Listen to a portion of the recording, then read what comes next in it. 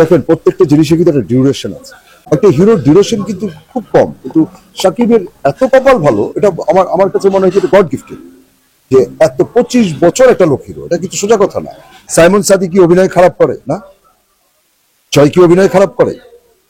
কিন্তু ওই যে একটা স্ক্রিন পার্সোনালিটি, ওটা ওটা মনে হয় এখনো হচ্ছে না, আমার যেটা মনে হয়।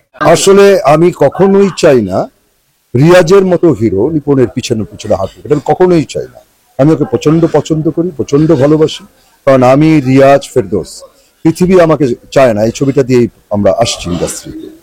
তো আমি ফেরদৌসকেও প্রচন্ড ভালোবাসি, ফেরদৌস আমাকে প্রচন্ড ভালোবাসে, রিয়াজও আমাকে প্রচন্ড ভালোবাসে। আমি চাই রিয়াজ নিপুণের পিছে যেন না হাঁটুক, তার সামনে হাঁটুক, একসাথে থাকুক, কিন্তু রিয়াজ সামনে থাকবে, নিপুণ তার পিছে থাকবে। হ্যাঁ, ও তো একটা সুপারস্টার ছিল, এক সুপারস্টার কিন্তু হলে সুপারস্টার, সে এখনো সুপারস্টার। তো আমি কেন আমার সুপারস্টারকে পিছে দেখবো?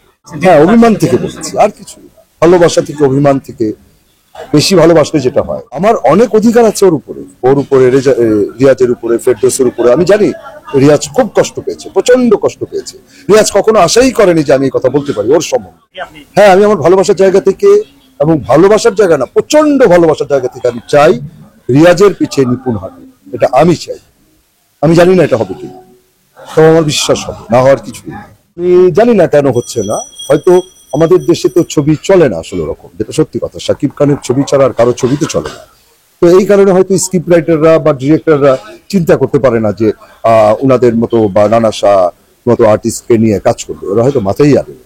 তারা হয়তো ভাবে যে নানা শাহর ছবি কে দেখবে, এরকমও চিন্তা করতে পারে। এ কারণে হয়তো গল্প তৈরি করে না, হয়তো ভাবে নানা শাহ অভিনয় জানে না, এটাও হতে পারে। পরিচালক সে খুব ভালো বোঝে যে উনি কি করবেন। একজন প্রযোজক, উনি টাকা লগ্নি করেন, অনেক টাকা ইনভেস্ট করেন, উনি খুব ভালো জানেন যে উনি কি করবেন। এটা নিয়ে আমি আসলে কথা বলতে চাই না, আর এটা নিয়ে আমার কোনো দুঃখও নাই। আমি ভালো স্ক্রিপ্ট ছাড়া আমি কাজই করবো না, এটা হলো আমার সোজা কথা। আমাকে আপনি যত কথাই বলেন, যেই যত কথা বলুন, আমি আমার চরিত্রকে দেখবো, গল্পকে দেখবো, আমি কাজ করবো। এটা হলো আমার সোজা কথা। অনেকে হয়তো বলে নানা শাহ তো ছবিই করে না। আরে নানা শাহকে নিতে পারে কয়জন? আগে এটা ভাবতে হবে। হ্যাঁ, এতই সোজা আমাকে নেওয়া? বলেন না 10টা প্রডিউসারকে আসতে আমার কাছে, দেখেন নিতে পারে কিনা আমাকে। আমি আমার মতো হলেই কাজ করি, আমার মন মতো হলে আমি কাজ করি। হ্যাঁ, 100%। গল্প ভালো থাকতে হবে, আপনার প্রডিউসার ঠিক থাকতে হবে, ডিরেক্টর ভালো থাকতে হবে, তাহলে আমি কাজ করি। সে নতুন ডিরেক্টর হোক, কোনো অসুবিধা নেই। কারণ ডিরেক্টরের সাথে কথা বললে আমি তো বুঝবো যে তার হাইট কত। এতটুকু এতদিন কাজ করে, এতটুকু আমার মাওলা আমাকে দিয়েছে নাকি। দেখেন প্রত্যেকটা জিনিসের কিন্তু একটা ডিউরেশন আছে, একটা হিরোর কিন্তু ডিউরেশন থাকে। নায়ক রাজ্জাকের উপরে কয়টা হিরো ছিল? নায়ক ফারুকের মতো, নায়ক আলমগীর সাহেবের মতো, তারপরে আমাদের পারভেজ সাহেবের মতো, তারপরে আমাদের ওয়াসিম সাহেবের মতো, জাফর ইকবালের মতো। এরকম হিরো কয়জন, তাই না? যেটা সত্য কথা, এটা তো অস্বীকার করার কোনো জন্য। আমরা ছবির প্রতি, অভিনয়ের প্রতি আকৃষ্ট হয়েছি কাদের দেখে? নায়ক রাজ্জাককে দেখে, সোহেল রানাকে দেখে, তারপরে আমাদের বুলবুল আহমেদকে দেখে, আমাদের শ্রদ্ধেয় আলমগীর সাহেবকে দেখে, নায়ক ফারুক সাহেবকে দেখে, ওনাদের দেখেই তো আমরা এসেছি, তাই না? ইন্ডাস্ট্রিতে ওনারা কি এখনো আছেন? তো একসময় সাকিবও থাকবেন, এটাই নিয়ম। নিয়ম মতো একসময় একটা হিরোর ডিউরেশন কিন্তু খুব কম, কিন্তু সাকিবের এত কপাল ভালো, এটা আমার কাছে মনে হয় এটা গড গিফটেড। যে এত 25 বছর একটা লোক হিরো, এটা কিন্তু সোজা কথা না, তাই না? রাজ্জাক সাহেব কি 25 বছর হিরো ছিল নাকি? ফারুক সাহেবও ছিলেন না। এটা আসলে গড গিফটেড, আল্লাহ ওর উপর, আমার যেটা ধারণা যে আল্লাহর উপর হাত দিয়ে রেখেছে। কম্পিটিশন না থাকলে হয় কি, ভালো খারাপটা বোঝা যায় না, শুধু ভালোই ভালো, এখন আর কোনো কিছু বলার নেই, অপশন একটাই। তো এখন এটা নিয়ে কি বলবো বলেন? একজন আসতে হবে তো। আমাদের দেশে এখন সত্যিকার অর্থে 5টা থেকে 6টা হিরো দরকার। এবং কেন এরা পারছে না? সাইমন সাদি কি অভিনয় খারাপ করে না? জয় কি অভিনয় খারাপ করে?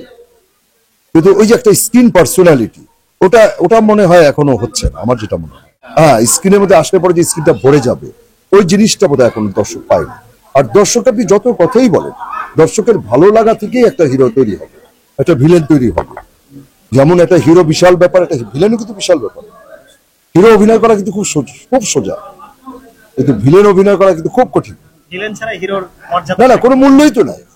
একটা ভিলেন এবং হিরো, ভিলেন যে একটা ছবিতে যদি ভিলেন না থাকে, ওই ছবিটা আনাও যায় না, তাই না? যেমন আপনি দেখেন বাইরের ছবিগুলো, ইংলিশ ছবিগুলো, ওখানে হিরো চাইতে ভিলেনরা সুন্দর হয়, স্মার্ট বেশি হয়। আমাদের দেশে একসময় ভিলেনরা স্মার্ট ছিল না, কিন্তু আমি যখন প্রথম আসছি ভিলেন হয়ে, আমি কিন্তু সেটা বদলে দিয়েছি আমার মনে হয়। আমি জানি না এটা সত্য কিনা, এটা কেউ মানবে কিনা, কারণ আমি আমার স্টাইল কিন্তু হিরোদের মতো আপনার ড্রেস আপ এবং আপনার স্টাইল, কথা বলার ধরন, আমি সবকিছু একদম মানে একদম হিরোদের মতো স্টাইল করি। কারণ আমার কথা হলো আমি অভিনয় করতে আসছি, ভিলেন কি হিরো এটা আমি দেখবো না, আমি আমার জায়গাটাকে তৈরি করে নিই। এটা হলো আমার কথা। আর আমি এটাকে ভালোবাসি, এটাকে আমি ধারণ করি। আমি যে একদম টাকার পাগল তা না, কিন্তু ফ্যাশন থেকে।